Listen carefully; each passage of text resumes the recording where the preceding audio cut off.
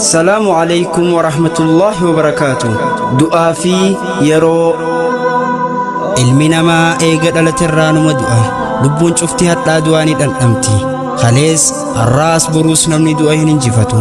garuu hiikaan nuti du'aaf qabaachaa jirru kan duriin gargarii miirri isiin nu keessatti uumaa jirtu hedduu addaan fagoodha umruma teenya gabaabduu tana keessattuu waan baay'ee taajjabne waggaa 10 fi 15 yoo duuba deebine ilaalle naasuun duuti nu keessatti uumtu akkaan guddaadha amma garuu haalaan gadi bu'ee jira janaazaa hedduu gaggeessinee jirra garuu irraan gorfamnu waan hundaa ol wanti nama gaddisiisu hanjamaan nuti qabrii irratti hanjamnu qoosa mana cidhaatii wajjin wal fakkaata imimmaan harcaasuu fi na'uu daran kolfaa fi taphaatu achirraa mul'ata subhaanallah qalbiin numa goggoyde nuus akka duuf deemnu irraanfannee jirra guyyaan keenya fagoo dabareen keenyan dhiyaanne taraan teenya akka waan hulii taatetti lubbuun keenya nutti asaasti obboleeyyan kiyya mee nama beeytan fira ta'uu hiriyyaa ollaallee taanaan namni awwaalee hin beeyne jira waan jiru ummanni keenyalleen akki ja'u dullumaatu fagoodha malee duuti dhiyoodha ja'an haqa umrii ijoollummaa irrattillee guyyaan keenya geenyaan numa deemna mee gama du'aa fi yeroo kanatti haa deebinu duraan waytan ani ijoollee daa'imman guyyaa du'aa ni hawwu maaliif seetan ijoollee xixiqqoof taaziyaan wayitii gammachuuti haay akkamitti gaddarratti gammadan hin je'ina laal akkam seetan yeroo taaziyaa san firri fagoo fi halaalaa walitti dhufa aalii fi ollaan wal jajjabeessuuf walitti qabama namni dhufu kunis dhangaa adda addaa qabatee dhufa daa'imman lubbuun beeynegaa waan lamaaf gammadan tan duraa reeyima isaanii walirraa turan wajjin wal harkan lammaffaan ammoo dhangaa yeroo idilee hin harkanne sababa taaziyaatiin nyaatan dubbii tana qacoollatti isiniif ibsuudhaaf mee afoola tokko isin haa yaadachiisnu hiriyoota lamaatu ollaa jiru ijoolleen tun wajjin taphatan daa'imman kana keessaa tokko lafee qoqoru jira hiriyyaan isaa kaanis kajeeleeti aboo mee waa xiqqoo naaf kuti je'een mucaan kaanis dharraa foonii qabaan sahaani dhorkate kunii saareeti anis abbaan kiyya ni du'ami gaafa abbaan kiyya du'e isin kan nooyaa je'een jaan way ijoollummaa garuu miira nama guddaa kan xiinxallu yoo taate nama fira isaa dhiisaatii namnummaan isan beeyne yoo akhirame gaddii isaa olaanaadha qalbiin isaa ni cabxi ijji isaa imimmaan dhangalaafti sammuun isaa yeroo dheeraaf naasuu san hin dagattu keessumattuu namni du'e san nama ummata biratti fudhatama qabuu fi kabajamu yoo taate hawaasni keenya taaziyaa nama sanii akka kaalandaraa takkaa'uu bar lakkooftutti itti fayyadaman fakkeenyaaf gurbaa kiyyaan gaafa eebaluun duusaniin dhale jechuu malan yookiin ammoo aruusni eebaluu fi eebaluu eega abbaan eebaluu akhirame amata ta'aniitiimi haala kanaan akka kaalandaraatti itti fayyadamaa turan hubadhaagaa kun waggoota 10 dura amma garuu duuti saffisaan waan deemaa jirtuuf firuma isaa dhiyootuu yoo galmeerra laalee yaadate malee yaadachuunuu akka jabaadha mee waggootuma lamaan irra kunne kana ulamaa meeqa dhabne wal faana yaada kana malees hawaasni keenya roorroo irratti gaggeeffamaa turteen nama hedduutu nurraa akhirame manni hin gaddiin hin jirullee yoo jechuu baanne gandi taaziyaa hin taayin hin jiru dhageeffattoota keenya mata duree du'aa fi yeroo jedhu kana akkaan xiinxaluuf wanti na kakaase waan lama jalqaba irratti sabaa himaalee tokko irratti yeroo lubbuu baatu gabaasan arrallee namuma 5 qofaatu du'ee wayyaadha yeroo garii ammoo bakka akkanaatti bar nama 10 qofaatu du'e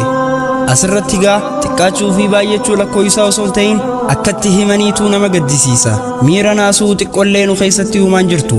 maalumaa fi dhiiroo qabxiin lammaffaan mata duree kana xiinxaluuf sababa naaf taate hawaasni keenya akkuma beeytan gamtaan jiraata afooshaan jaaramee gaddaa fi gammachuu wal bira dhaabbata rakkoo keessatti wal sabbarsiisee wayitii bal'inaa ammoo waliin buhaara akkuma beeytan dirqama hawaasummaa kana ba'uudhaaf xiqqaattuu guddattuu dinagdee nama barbaachisa dhiheenya kana garuu taaziyaan heddummaachuu kan ka'e uummanni keenya nama du'eef rifachuurra hifachuu eegale akkuma beeytan yeroon akka takka tattaatee jirti galiin hawaasa keenyaa qaqallatee jira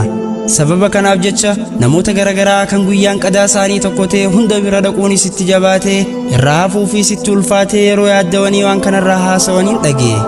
dhiiroo eenyu bira dheeynee ta'e eenyu dhiisna ebaluu saakramen jaanii akkamitti irraafna ja'anii dhiphatu tuutinuu rifachiisuu dhiisteetu nu ifachiisuu eegalte wayyeroo kulla yoomin wafii sha'an rabbiin keenya subhaana wa ta'aalaa yeroo hundaa'uu dalagumatti jira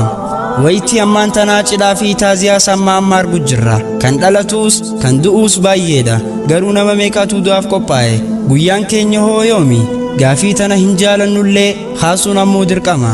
ammas irra deebi'uudhaan wanti na ajaa'ibu daguu keessa seenee jirru yeroo laalu hireen du'uu waan nu dhaqabnutti fakkaachaa jiru. garuu amanuu qabna daqiiqaa taatuu sekondii sa'aatii taatus guyyaa hanga nuuf haftellee beekuu baannu wallaahi du'uuf teenya. kanaafuu haa qophooynu dhaamsa keenya. wassalaamu alaykum warahmatullaahi wabarakaatuh.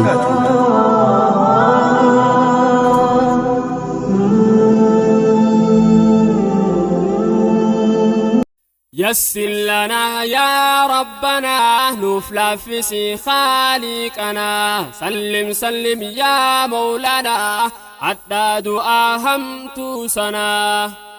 يسر لنا يا ربنا نفلفس خالقنا سلم سلم يا مولانا حتى دعاهم توسنا namni dhalaate jennaani dabare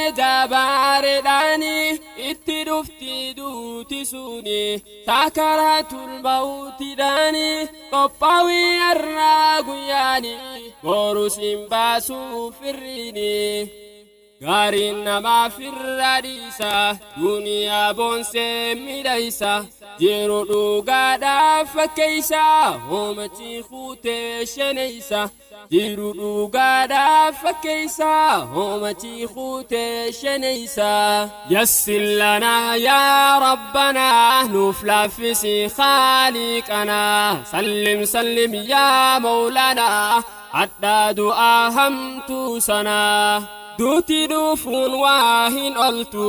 xiqqaa guddaa siin laallattu yeroof umriin sin madaltu qaxaroon teessiin himamtu yaa xiqqaa maaliif dagamtu maali qabrii teen ibsaattu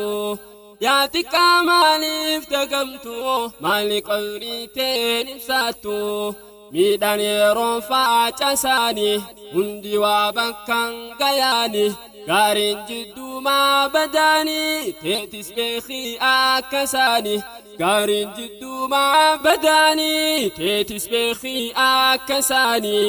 yassir lanaa yaa rabbanaa nuuf laaffisi khaaliqanaa sallim sallim yaa mawlanaa hadhaa du'aa hamtuu sanaa. yaa namaa umriidhaan turte ati hoo maaliif dagamte gaafa duutu yoo hubatte hin gartuu si as dhihaatte meeqa hiriyoonni tante tan gabbaate ati nafte meeqa hiriyoonni tante tan gabbaate ati nafte xiqqaa guddaan hodho dhamsa du'a yaadachuu baay'isa du'a teessi yaadachiisa akkasiin khayrii baay'isa du'a teessi yaadachiisa akkasiin khayrii baay'isa. yassir lanaa yaa rabbanaa nuuf laaffisi khaaliqanaa sallim sallim yaa mawlanaa hadhaa du'aa hamtuu sanaa. namni qophiin irra haftu kunoo akkana waywaatu yaa namaa eeysan nan deebitu firaa fi aaliin khomartu deebi'uun silaa nan taatu zaalaalama quubaa if nyaatu deebi'uun silaa nan taatu zaalaalama quubaa if nyaatu. antiyaan dhammaadhisitti amriin akka jajjabaatti tan namaa lakkisitti hottu karaa rabbi keeti tan namaa lakkisitti hottu karaa rabbi keeti. yassir lanaa yaa rabbanaa nuuf laaffisi khaaliqanaa sallim sallim yaa mawlanaa hadhaa du'aa hamtuu sanaa. gaaruu namni khayri hojjaate